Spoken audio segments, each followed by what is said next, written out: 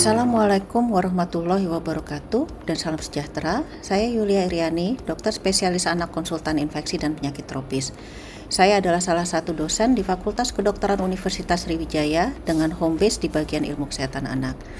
Sesuai dengan latar belakang pendidikan dan profesi saya, saat ini saya diberi tugas untuk mengampu beberapa mata kuliah di 3 program studi di Fakultas Kedokteran Universitas Sriwijaya, yaitu pertama program studi pendidikan dokter, kedua program studi profesi dokter, dan yang ketiga di program studi dokter spesialis 1 ilmu kesehatan anak.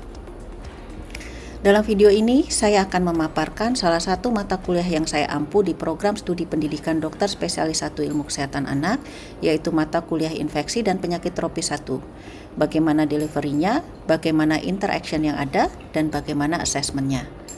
Sistem pembelajaran di program studi pendidikan dokter spesialis ilmu kesehatan anak Fakultas Kedokteran Universitas Sriwijaya adalah sistem pembelajaran yang berdasarkan kurikulum berbasis kompetensi, mengedepankan pendidikan di tempat kerja, mengutamakan pencapaian kemampuan atau kompetensi dan kemahiran yang didukung oleh pengetahuan akademik yang kokoh untuk menghasilkan dokter spesialis anak yang profesional serta berkemampuan akademik.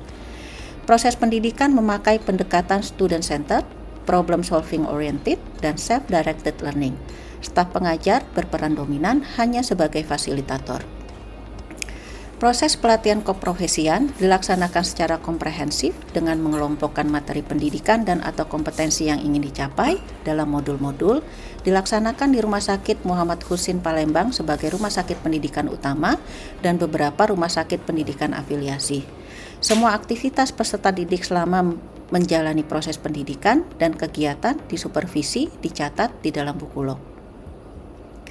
Sistem pembelajaran yang digunakan dalam mata kuliah infeksi dan penyakit tropis 1 mengikuti prinsip kurikulum berbasis kompetensi dan pendekatan pembelajaran terpadu dengan menggunakan metode pembelajaran berupa mini lecture, case-based discussion, bedside teaching, self-directed learning, reflective writing, portfolio, dan logbook.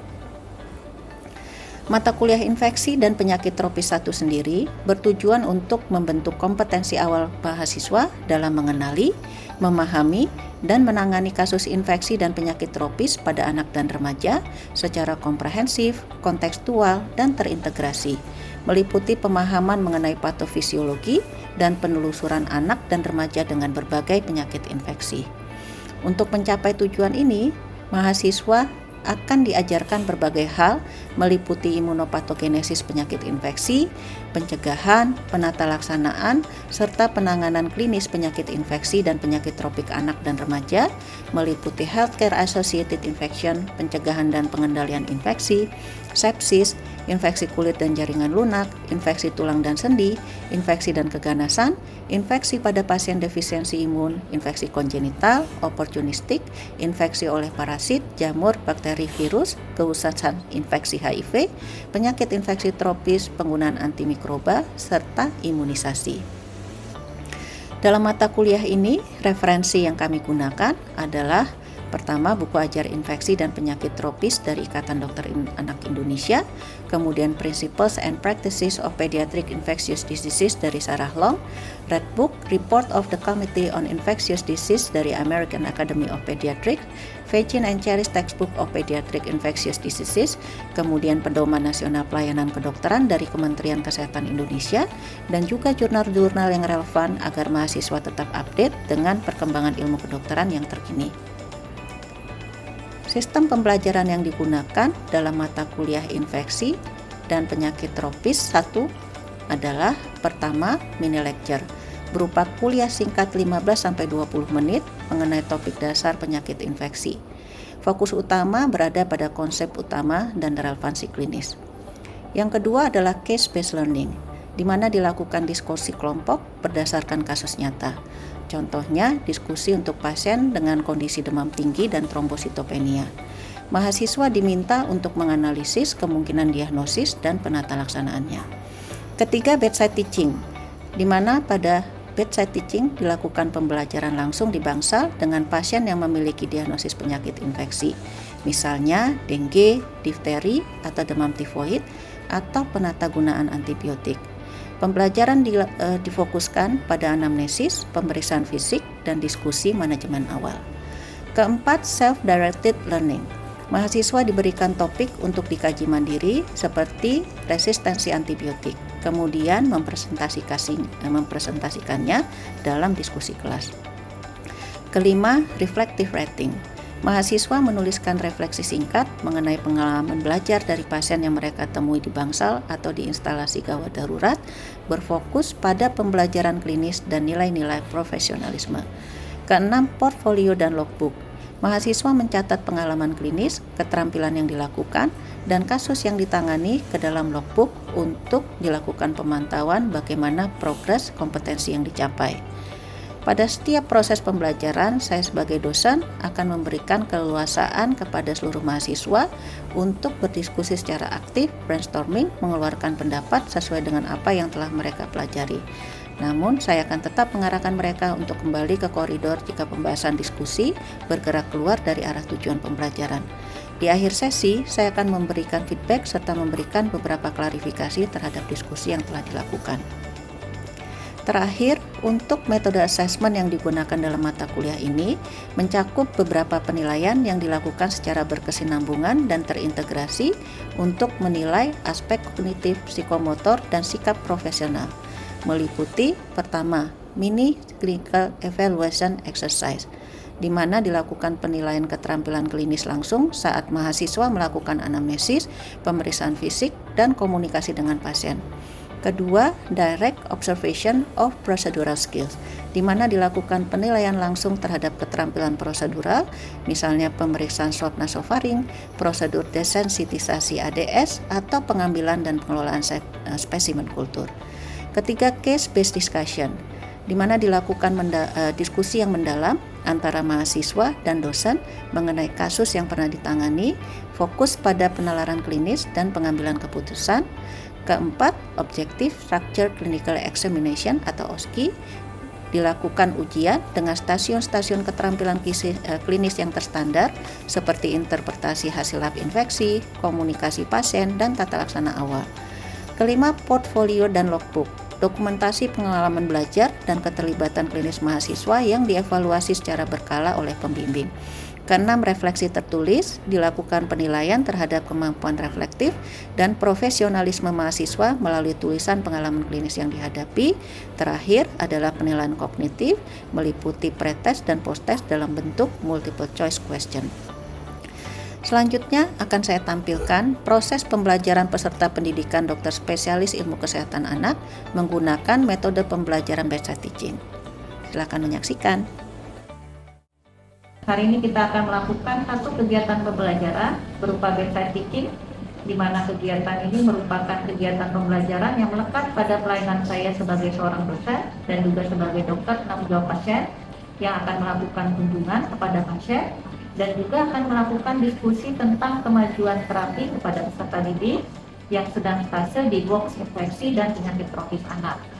Sehingga saat mereka menyelesaikan stase di box ini, mereka telah mendapatkan materi pembelajaran mata kuliah infeksi dan penyakit tropis 1 untuk peserta didik tahap junior dan mata kuliah infeksi dan penyakit tropis 2 untuk peserta didik tahap madya dan mata kuliah infeksi dan penyakit tropis 3 untuk peserta didik tahap senior. Kegiatan bedside teaching dilakukan melalui kajian hasil pemantauan kemajuan pasien dengan menilik data rekam medis pasien, menilai data subjektif, objektif, melakukan assessment, dan merencanakan tata laksana pasien selama perawatan. Semua peserta didik harus mengetahui proses ini dan juga harus bisa membaca dan menginterpretasikan hasil data klinis dan pemeriksaan penunjang sesuai kompetensi masing-masing. Terima kasih, kita akan lanjutkan dengan kegiatan bedside teaching. Izin melaporkan pasien dokter, pasien dari divisi neonatologi dikonsulkan ke divisi infeksi dokter. Pasien ini pasien atas nama bayi Nyonya MR, dokter laki-laki usianya 17 hari. Pasien ini masuk rumah sakit pada tanggal 4 Juli 2025. Pasien ini pos pemasangan Vivian dokter 4 hari dokter. Pasien ini sebelumnya menurut keluarga kepala bayi tampak besar sejak lahir dan tampak semakin membesar dalam 2 hari terakhir. Keluarga sebelumnya sudah tahu bayi yang dikandung kepalanya besar sejak usia kandungan 7 bulan dokter. Namun tidak ada keluhan muntah, demam, penurunan kesadaran, kejang ataupun kelemahan anggota gerak pada saat ini. Riwayat kelahiran bayi lahir pos section cesarea dokter, dari ibu G1P0A0 hamil 38 minggu, infartu kala 1, fase laten JPH, preskap dengan hidrosefalus plus DKP dokter. Bayi lahir tidak langsung menangis, tangis merintih, ketuban hijau, kental dan berbau di sangkal, gerakan pasien hipoaktif, riwayat demam batuk pilek pada ibu dan minggu terancam di sangkal, riwayat keputihan di sangkal, kemudian riwayat peningkatan leukosit juga tidak ada dokter. Untuk pada pemeriksaan fisik dokter, lingkar kepala pasien saat lahir 40 cm, lingkar kepala saat ini meningkat 44 cm dokter. Untuk berat badan lahir di 2.900 dan panjang badan 48 cm. Pada pemeriksaan fisik kepala didapatkan ubun-ubun besar dokter menonjol dan ada sunset eye appearance. Untuk pemeriksaan fisik toraks dalam batas normal, pulmo dan ipar dalam batas normal, abdomen dalam batas normal, dan ekstremitas dalam batas normal dokter. Untuk pemeriksaan laboratorium dokter didapatkan darah lengkap dan darah kimia dalam batas normal, namun terdapat peningkatan pada IgM CMV dokter 493,5, IgG CMV dokter, IgG CMV 493,5, kemudian IgM-nya 0,06 dokter, toksoplasma IgG 27,2, IgM 0,06 dan rubella IgM 0,03, rubella IgG 0,1 dokter. Untuk pemeriksaan pada CT scan kepala didapatkan hidrosefalus, DD alobar holopresencephalu dokter. Pasien ini saat ini mendapatkan terapi antibiotik dokter untuk kecurigaan sepsis neonatologinya dokter. Dan di konsultasi kita untuk pertimbangan apakah diperlukan pemberian antivirus terkait peningkatan serologi CRP dan vaksin yang telah ditentukan pada pasien. Oke. Jadi assessment-nya apa pada pasien ini? Assessment-nya pada pasien saat ini NCB-SMK plus post-vision atas indikasi hidrosefalus, CMV kongenital plus suspek toxoplasmosis congenital dokter. Oke. Jadi kita udah dengarkan ya bagaimana perjalanan klinis pasien dari dia mulai dirawat sampai saat ini, berarti dia sudah usia berapa hari sekarang? 17 hari dokter. 17 hari, hari perawatan ke? Hari perawatan ke-9 dokter. 9 ya. Jadi seorang bayi dengan hidrosefalus pasca pematangan pingsan ya, dan dicurigai apakah infeksi kongenital merupakan penyebab abnormalitas klinis pada pasien ini. Jadi problemnya ada bayi cukup bulan ya, cukup bulan lahirnya hipoaktif, tangisannya merintih ya, kemudian ada problem hidrosefalus ya, kemudian ada hasil serologi untuk CMV dan toksoplasma yang reaktif, di mana IgG CMV-nya 490 lumayan tinggi ya, IgM-nya non reaktif ya, seperti itu. Nah, berdasarkan temuan tanda gejala klinis yang ada pada pasien ini dan hasil pemeriksaan sebelumnya, kita akan melakukan kajian dulu ya mengenai kemungkinan infeksi kongenital pada pasien ini, apakah mungkin atau tidak. Bagaimana Nanda? Tadi dari problem dan hasil serologis, apakah kita bisa langsung menjustifikasi bahwa oh ya ini benar adalah suatu kongenital CMV? Bagaimana? Kalau dari klinis dokter memang terdapat kecurigaan ke arah kongenital CMV, namun tidak bisa untuk penegakan diagnosis secara pasti kita harus melakukan pemeriksaan PCR dokter. Iya. Kapan idealnya untuk pemeriksaan PCR CMV pada seorang neonatus yang dicurigai terdapat infeksi CMV intrauterin? Kapan baiknya dilakukan? Usia pasien dasar 3 minggu ya, pasien dari 3 minggu, berarti pasien ini memenuhi ya. Artinya untuk menegakkan atau mengkonfirmasi infeksi CMV kongenital, kita melakukan pemeriksaan PCR CMV ya. Menggunakan spesimen apa yang dikatakan? Urin, urin atau saliva. Bagaimana dengan spesimen darah? Kalau kita lakukan, apakah itu baik atau tidak? Darah bisa dilakukan lokal, namun memang tingkat sensitivitasnya lebih rendah ya. Jadi ada satu cara lagi nih, misalnya kalau seperti di institusi kita kan tidak setiap hari ya melakukan pemeriksaan tersebut. Jadi kita bisa memakai blood hold ya, jadi pakai kertas lain ya. Jadi bisa disimpan sampel darah keringnya untuk nanti dilakukan pemeriksaan PCR seperti itu. Nah, kita balik lagi ke temuan klinis pasien. kalau kita ketemu misalnya ada hidrosefalus ya, apakah kan hidrosefalus ini bisa merupakan bagian dari infeksi CMV kongenital kan? Apakah itu suatu nilai mutlak bahwa kalau ada hidrosefalus pasti dia disebabkan oleh CMV atau bagaimana? Tidak. Bisa dari infeksi-infeksi yang lainnya juga. Apa aja bisa? Bisa tokso juga. Ya. Kemudian itu bisa infeksi bakteri seperti meningitis juga dia bisa. Ya. Kemudian rubella juga bisa. Ya. Jadi banyak virus-virus lain yang juga bisa memberikan manifestasi hidrosefalus ya kalau dia menginfeksi pada saat di intrauterium ya seperti itu.